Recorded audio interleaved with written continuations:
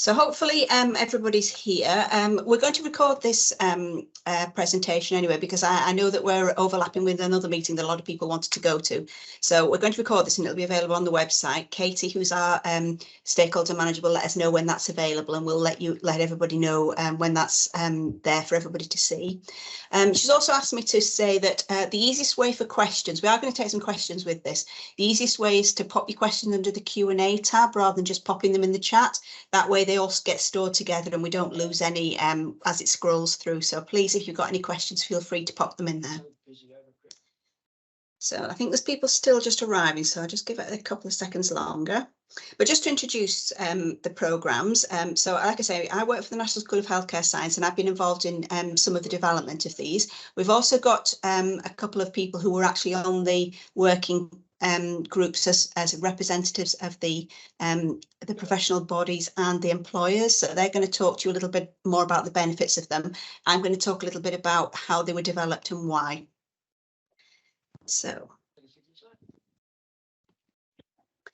most of you will know this, but just to set the scene, healthcare scientists make up about 5% of the NHS workforce, so around about 60,000 people working across 50 different specialties, mainly working in diagnostics. So more than 90% of people working in healthcare science work in diagnostics. Generally in the acute sector, but they're also a little bit in the primary, secondary, tertiary care, being involved in up to 80% of all clinical decisions. They help to prevent, diagnose and treat illness using their knowledge of science. And most people have been made much more aware of healthcare scientists through the COVID pandemic. Healthcare scientists were involved quite heavily in a lot of the responses to COVID. And one of the areas where they really shone was respiratory scientists, who were able to help with ventilating patients and using their knowledge of respiratory to help treat patients as they were acutely unwell. Prior to the COVID pandemic, though, the Richards Review came out, and this was a review that looked at how the NHS Long Term plan commitments could be met, particularly in areas such as cancer, heart disease, stroke, respiratory diseases and some other conditions.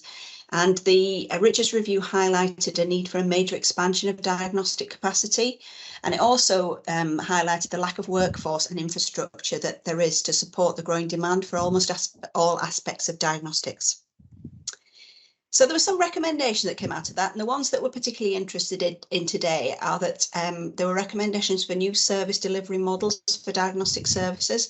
So separating out urgent and elective pathways, introducing community diagnostic centres, and particularly using a lot of digitisation to make sure that these could all talk to each other and were used to the best advantage.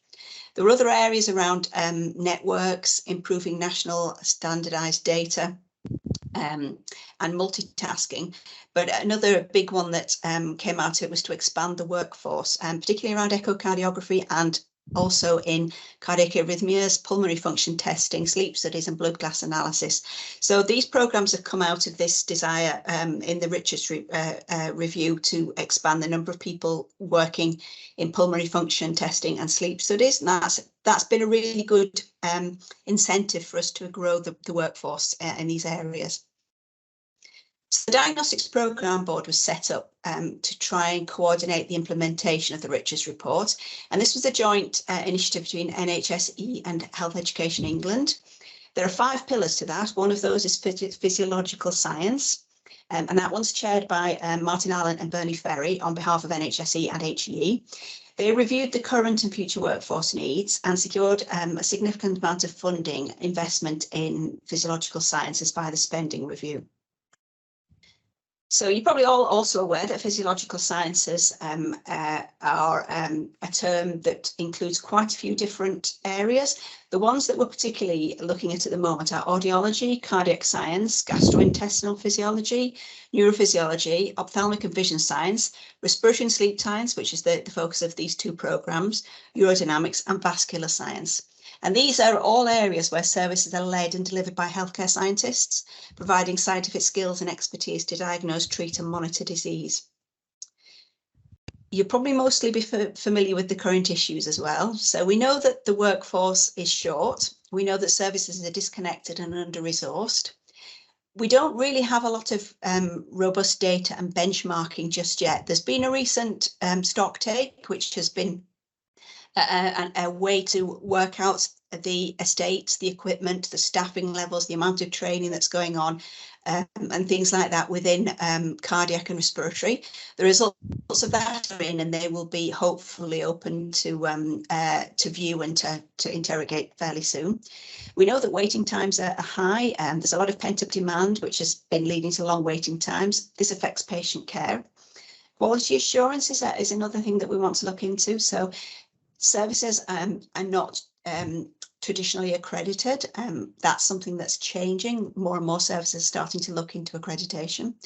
Leadership, we also know that clinical and managerial leadership is a little bit in need of strengthening. So there's work going on to try and do that. And we also know that COVID exacerbated the pre-existing problem. So COVID recovery is a real priority at the moment.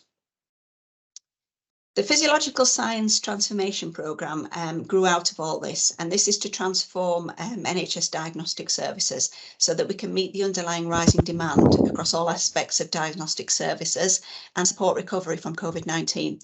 So this is really to transform the physiological science services, making sure that patient outcomes are improved. We want to make sure that delivery and access is much more available to patients in a timely manner by the right person. And to do this, we need to address the long-standing underinvestment in physiological science services and the significant gaps in the workforce. So we set up some working groups. The National School of Healthcare Science was involved, ARTP and the British Sleep Society and the Association of Respiratory Technologists and Physiologists, I think that is, but Marie will correct me if I've got that wrong. The Academy of Healthcare Science was also involved to ensure that we can get people registered, and the HGIs were also involved to give us some understanding of how these programmes could be developed.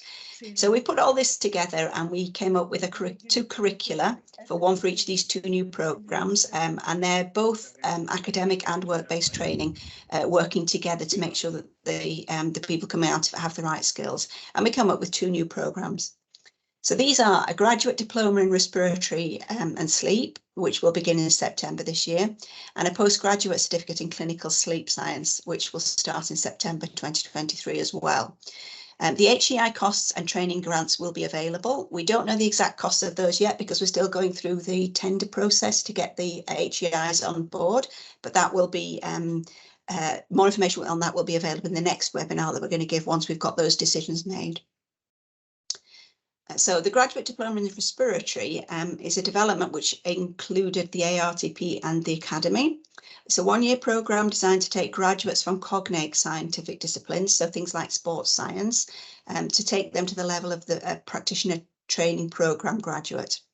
It's an integrated quality assured training scheme to support an entry route that's already in practice. We know that people coming from cognate sciences entering the workforce do really well. So we want to make sure that we've got a really kind of focused programme that gives them that training within 1 year and that it's quality assured. They'll take pre-selected modules from the practitioner training programme and they'll do work-based training. And as I say, they'll exit at the level of a PTP graduate. The postgraduate certificate in sleep medicine is slightly different. This is much more a multidisciplinary initiative. So the development group for this included representatives from the British Sleep Society, and that included multidisciplinary people. So we had nurses, we had medical people, we had healthcare scientists on that particular group. It's a one-year programme to educate multidisciplinary healthcare professionals. So anybody with a background that's interested in the advanced sleep programme that might want to set up services can apply for it. Again, it's an integrated academic and work-based training programme, and it should enable rapid expansion of sleep services. So I'm going to hand over at this point to Marie. Marie's going to talk to you a little bit about the respiratory programme that we've got. Thanks, Jane. So my name's Marie Belcher. I'm a clinical scientist and I'm the Respiratory and Sleep Service Manager at St Helens and Knowsley NHS Trust. So as Jane said, I formed part of the working group that developed the Graduate Diploma. So again, I'm just going to share my screen, so bear with me. We did test it before. The hardest part of these webinars, isn't it, sharing your screen?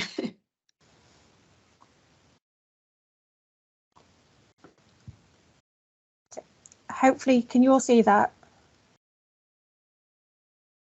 Not just yet. Oh yeah, it's there now. Okay, so I'll make it into the presentation because it's easier. Okay, so like I said, it's the Graduate Diploma in Respiratory Physiology Science. And we wanted to work out really, firstly, why it was needed. And Jane's gone through some of this already.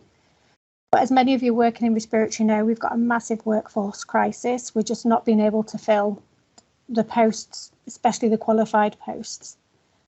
We've got a very low number of PTP graduates coming through. And when we did a bit of looking into it, there was 7 times more cardiologists coming through than respiratory physiologists. So there's quite a big gap there. So we want to improve our throughput and try and up our numbers. This also increases routes to registration. We're utilising other workforce streams.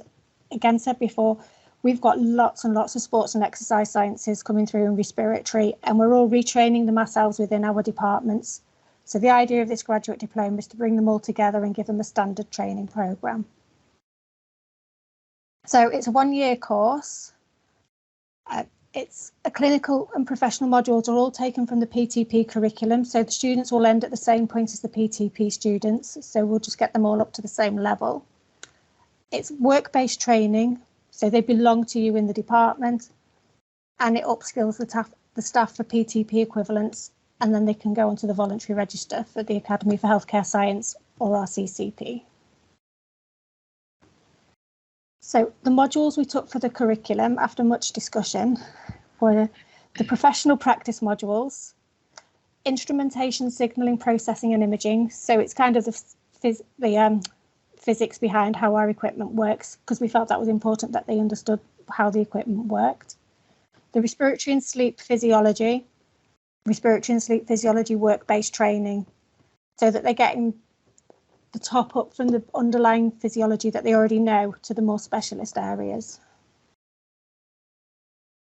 So who it's aimed at. So like we've already said, most of these staff are going to be your sports and exercise science degrees, maybe some biology degrees or other sort of related degrees, because there's all sorts of variations, but these tend to be our base.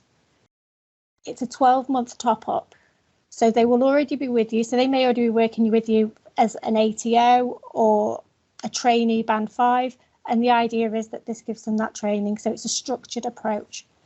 They will go through those modules and they will come out at the same, because currently with everyone being trained at different levels and different departments, we're getting all kinds of different levels coming through and different detailed of training. Some departments have lots of time, training officers, and can offer a really high level of training. Others are really small departments, and the trainees are doing a lot of self-training, self-learning with bits of top-up. So at the end of the 12 months, they will be encouraged to complete the ARTP professional exams so that they'll also get that award. And this will combine with them. And that combination of the 12 months graduate diploma and the ARTP professional exams offers a bridge for them to complete their registration.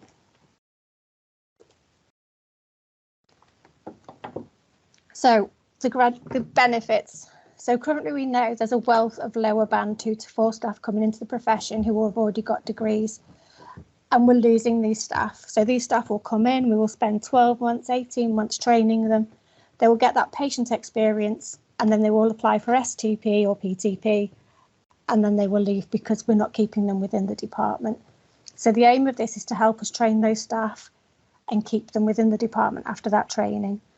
Because once they've completed the PTP equivalents, the graduate diploma, they can then move on to the STP, hopefully within the department as opposed to separately. So, like I've already said, it takes some of the training strain away from the department so that we're not relying on the same members of staff always having to do the training. It allows students to mix with others at a similar level, so they've got working groups they can work with and learn from, and they'll also interact with them so that they can see how things are working at different departments when they're discussing different things. It'll ensure that same level of training is being provided across the discipline, and the student belongs to the department, so they are employed by you, they belong to you. So unlike some of the PTP students where you just get them for a few weeks and you get to train them, but then you have to hand them back, these are your students. So you're investing in the future of your department. Doesn't want to change. Try again. Okay, that was the end of that one. So it was quite a quick whiz through, but it's quite early days and we're still working on a few bits of how we're going to get it through the universities, and we don't know how well it's going to be received just yet. So this is why you're all here to tell us you're all really interested. So Jane, do you want to go back to? Yeah, so I think Sarah's going to talk in a moment. So just to reassure you, we do have universities who are ready and willing to do this. We just don't know which one yet. So it will happen in September. We're fairly confident about that. So I'm going to hand over to Sarah now, because Sarah is going to talk us a little bit about the sleep medicine programme. Cool, thanks, Jane. So I don't have any slides, so I thought I'd just have a little bit of a chat, really. So my name's Sarah Parsons. I'm a consultant clinical scientist in the St George's University Hospital. And I don't know about you guys, but certainly for me, I've been in physiology, a very similar route that's already been explained in terms of my sports science background. So I can completely understand where that sort of one-year top-up would be beneficial, having done a second degree in order to be a physiologist. And as I've worked through, obviously we develop and we try and take the opportunities where we can. And over the last within the last decade, we've had a little bit more change and opportunity to basically develop our current workforce. And that's where the sleep medicine postgrad certificate really comes in. So it's really about looking at all of those sleep centres out there, and there's quite a lot of diversity out there on what a lead or a head of a department or a consultant does if we look across those three sort of leading positions. So it's really about providing a sleep medicine certificate postgraduate to build up our current workforce and expand the skill set that we know we all have. We just need that support. And overall, from my perspective, I feel that there's kind of two overarching sort of areas, really. The first one is the professional aspect, and that's really about demonstrating what we can do as a profession. I think that there are times, I don't know whether you felt this, but there's times where we do know what we're doing and we need that sort of distinction, that respect, that authority, if you like, in order to build our services and expand on what we do. So it allows for that opportunity in a standardised way. It also has allowing us to actually develop our roles further, to really evolve our profession more, and also expand our skills and our experience and expertise across the department and have recognition and respect. And the second section is the individual side of things. So we spoke about retention, we spoke about how we are building our services and we're taking on more diverse roles, really, and expanding our roles. And individuals need to have obviously that learning structure, the support network within that, and allow us to use our ability and our skills in a protected way, effectively. It also allows for juniors to look up what they could potentially do, what they want to work towards, and hopefully that will be a bit of a shining light, if you like, for individuals coming through the option of cardiac or respiratory pathways, seeing that there are other opportunities that they can develop into.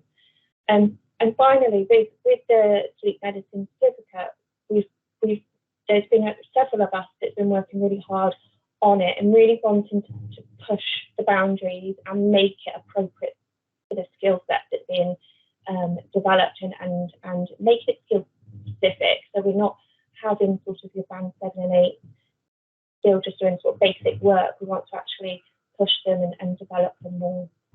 And ultimately, lead the sleep services, be in charge of it, develop it, grow it into for further testing, further opportunities, and provision for the patient, really.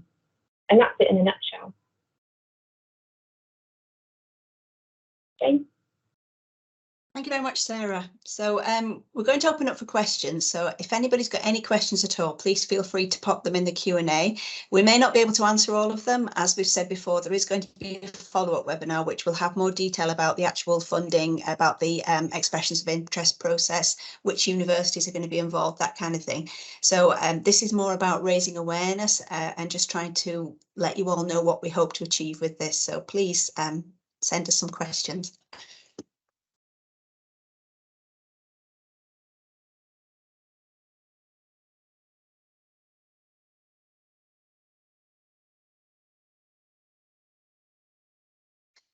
So we've got a hand up. Nick, did you want to ask a question? Yeah, thanks, Jane. And I really do appreciate it might be too soon to answer this, but have you got a sense of what the minimum numbers might be for viable cohorts?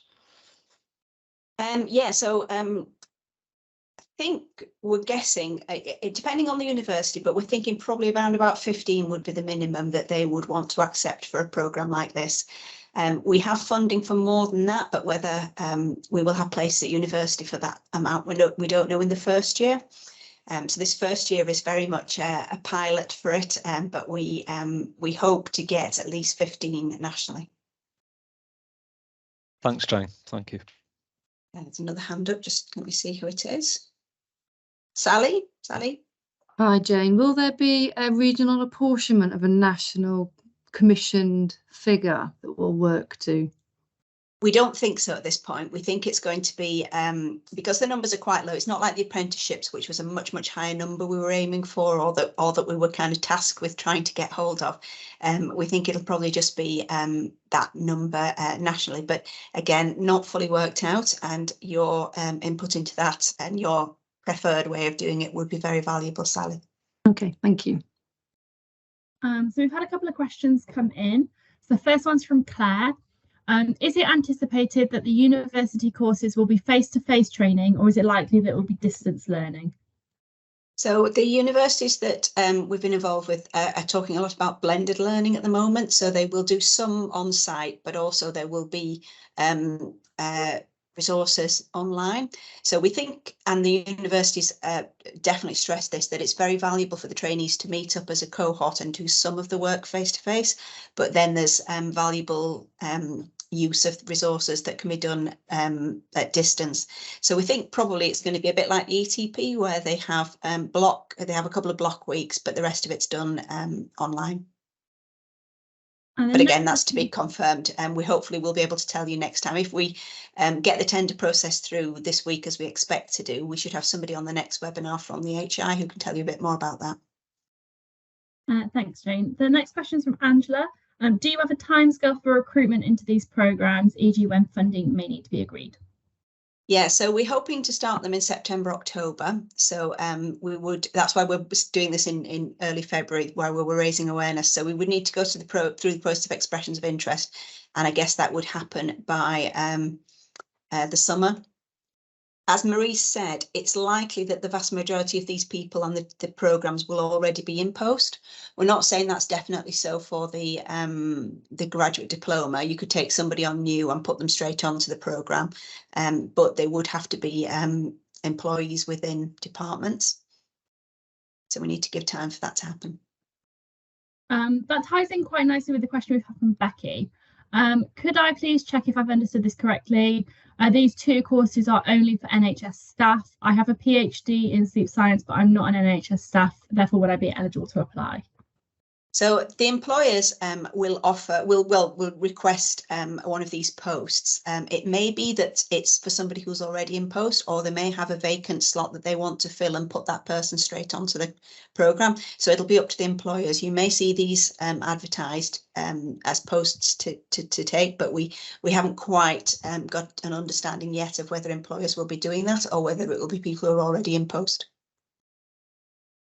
The next question from Claire, will the ARTP certificate be compulsory? Will the students be able to do it alongside the course? Currently, we need 2-year experience before sitting the exam.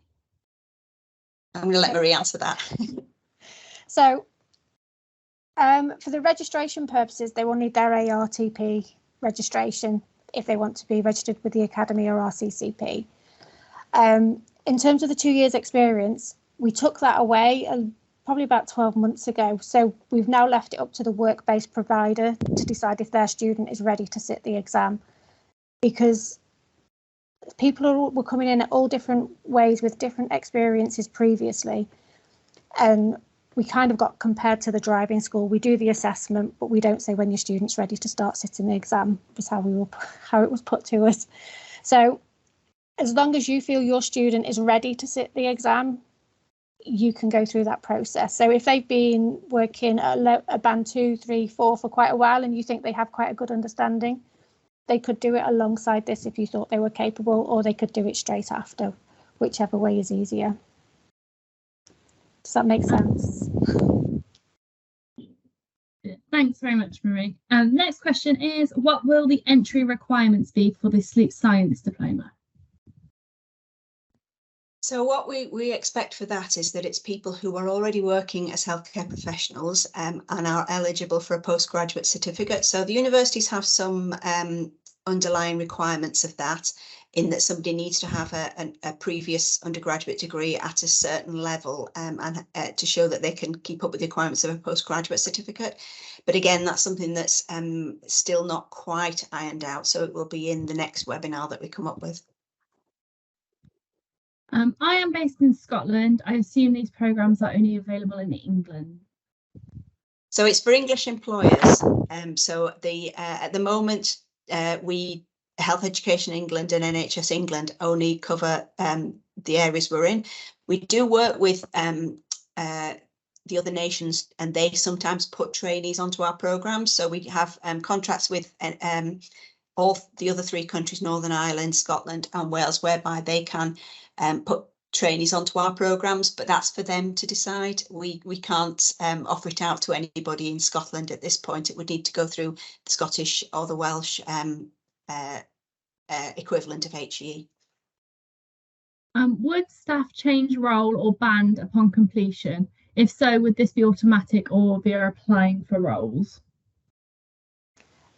That would be department dependent. It's not for us to dictate what band that they're put on or what roles they're given. You would expect if they've gone through that process, they would come in at a band 5 as a qualified member of staff. But it's not for us to dictate. How would we encourage our staff eligible to do the graduate diploma to do that programme instead of the STP in service? Because STP might look like a more attractive option because it's band 6 and it's a greater breadth of training. It is, and the option is there for them to do that. This is just another option for departments and for trainees to go through and to become qualified. So what we're trying to do with a lot of modernising scientific careers is just flex it a little bit to allow a few different options, because different routes suit different people. So some trainees coming in with nothing will be very keen to get the graduate diploma. Others might want to do the STP and take longer about it and get to a slightly different level. At Wolverhampton Uni, we currently have healthcare science PTP and apprentices for both the respiratory and cardiac.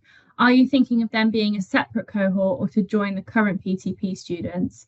It's a great idea. We have students who are very similar, who have a very similar degree to healthcare science, but no clinical placement, and they would hopefully be our ideal candidates to apply for this graduate diploma. And we've been hoping for this for years. So unfortunately, we've already closed the tender process. So there is a contract that will happen between Health Education England or NHS England once we merge with them, with providers to provide this course, and the tender process for that closed, and we're currently reviewing the bids. So it's not that universities will get onto this particular programme. I suspect there will be some ability for them to offer it separately, but for this particular programme that we're offering the training grants for, it will be a contract with the university that wins that tender. Claudia has got her hand up, so if we just go over to Claudia for your question. Thank you very much. I was just wondering, for this the sleep medicine programme, or indeed the other one, The person that you would think already is hired full-time by the department, how would you then envisage they would be able to do the course alongside their full-time job? So would the payment then be to sponsor another individual to backfill some of their work that they wouldn't be able to do, or do you envisage that they would be able to do all their work that they currently have in their job in addition to this training? So they would need time away from the responsibilities they've already got. So it would be for the department to identify someone and to work out how they're going to get trained up. This is just a fast track way of them training up. We are offering a training grant. Again, I don't know exactly how much that will be, but it'll be at least 10,000, which is fairly flexible in how you can use it. We don't specify exactly what you can do.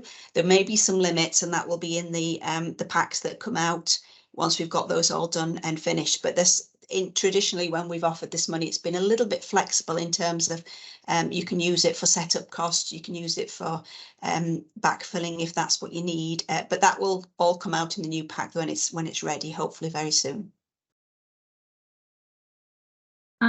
Angela has said, following up on the allocation of funding and apportioning, as unfortunately in the South East we only heard about the apprenticeship post when the expressions of interest had closed. So is this the apprenticeships for the 2 and 4 levels? Because if so, we would anticipate that they're going to happen again next year. So, you know, if you do want to do that, I think that option will come again, but we do have to do it in kind of chunks because that's how the system works at the moment. We have to have a closing date for expressions of interest so that we know where we are with them. But that's an ongoing programme. We've got funding for the apprenticeships for 3 years, so we're hoping that that will come through next year as well. What specific areas will be covered for the post-grad certificate in sleep? Sarah, did you want to take that one? Yeah, sure. So the areas would include 4 modules. So you've got clinical assessment in sleep, you've got investigations in sleep, and then you have respiratory sleep disorders and non-respiratory sleep disorders. And within each module, it's quite a sort of comprehensive list of sort of targets, what has to be covered, etc. Thanks, Sarah. Sorry, I was also going to just add, if that's okay, to a question from Claudia about the sort of doing the job and work at the same time. There's sort of similarity, and Jane, you might disagree, but the way I view it is that it's very much like the HSST at the moment. So anyone that's doing the HSST, you're pretty much sort of full time, but you do have, or you should have, some sort of protected time each week, and that's kind of the postgraduate certificate is based a little bit around that, but it's flexible because it depends on the working department that the individual's in. Thanks, Sarah. So the next question is from Charlotte. We've recently appointed a sports science graduate at Band 4 to start a level 2 sleep science apprenticeship in March. This will be 12 to 16 months in duration. Should I consider waiting for the graduate diploma? Again, we do expect the graduate diploma to happen not just this year, but next year and the year after. So there will be opportunities later on.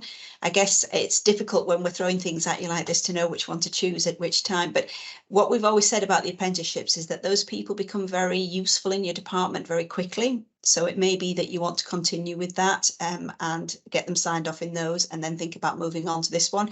But you wouldn't necessarily need to have done that to be eligible to go onto this programme if they've got the right degree.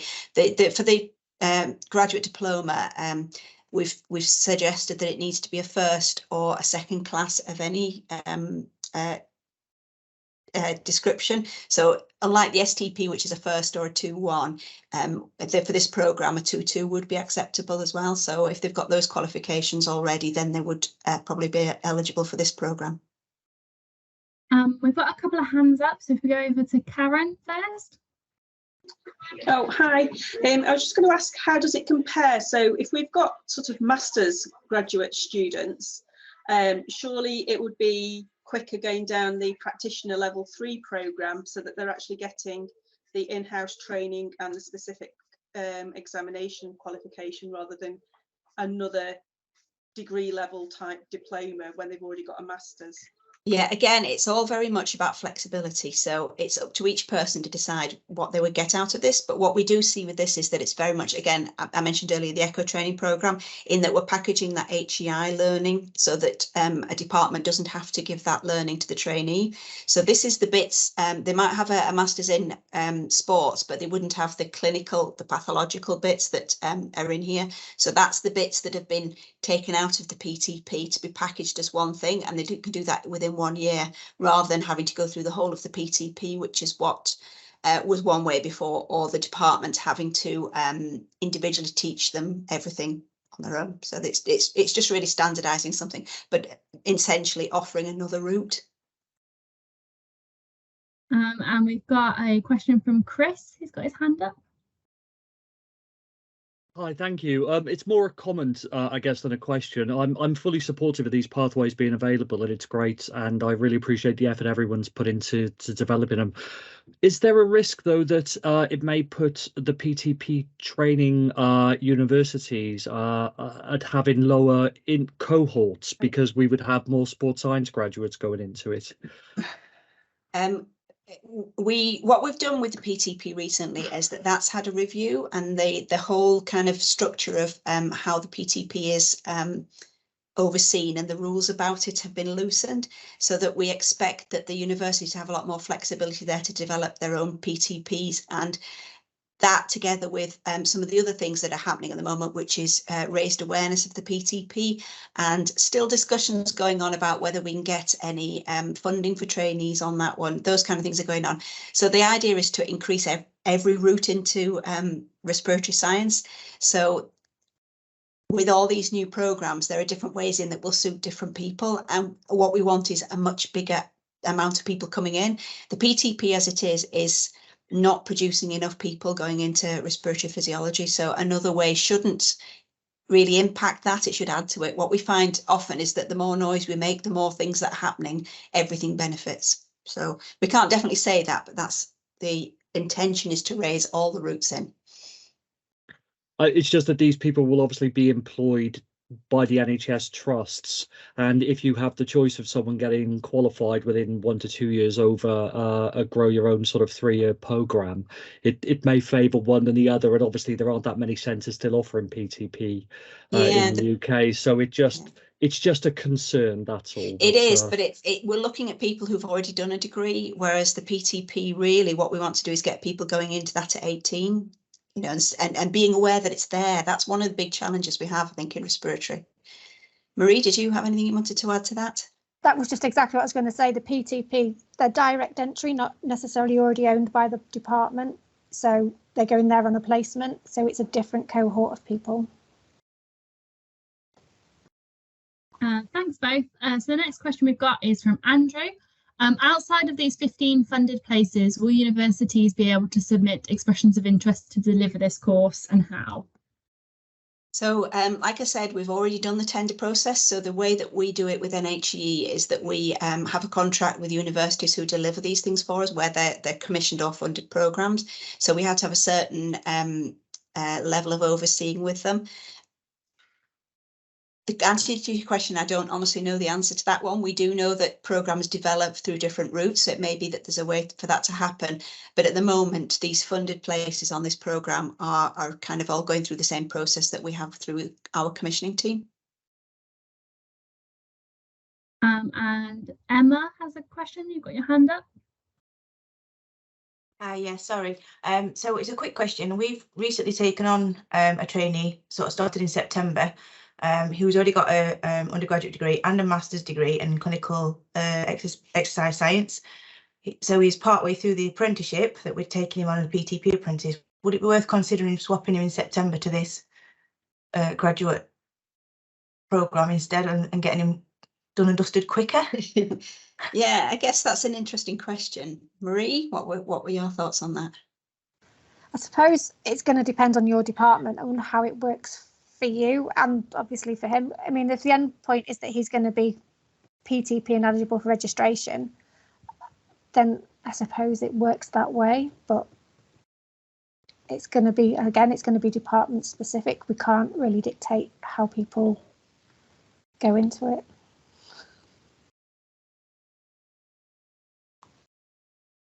There's a question in the chat just saying, could we just repeat the 4 modules for the postgraduate sleep certificate? Because I think they didn't quite hear them, Sarah.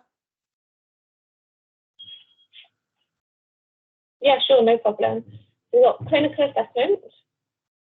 Obviously, this is all within the focus of sleep disorders. So clinical assessment. We have clinical investigations of sleep disorders. We have respiratory sleep disorders. And we have non-respiratory sleep disorders.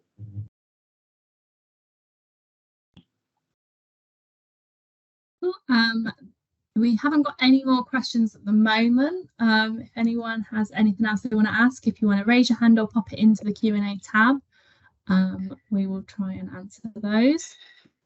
If not, I think we'll just finish a little bit early. Oh, Catherine, you've got your hand up. Thank you. Sorry, my Q&A tab isn't working. So when it comes around to EOIs, how will we be informed? Will this be kind of nationally or at a regional level? And do you know the timeframes that it will be against as well? So I think that's not been fully hammered out yet, but we've got a few people from the regions here. We've got Nick and Sally here. I don't know if anybody else is. It will go regionally, we think. That's what we expect, but there's still a discussion to be had as to timeframes, I think. Thank you. And we've got a question about whether this webinar will be recorded. Yes, it will be recorded and it will go up on our website, hopefully in the next few days, so that you can catch up on it. And obviously, if you do think of any questions, you know, feel free to send them in and we'll do our best to answer them.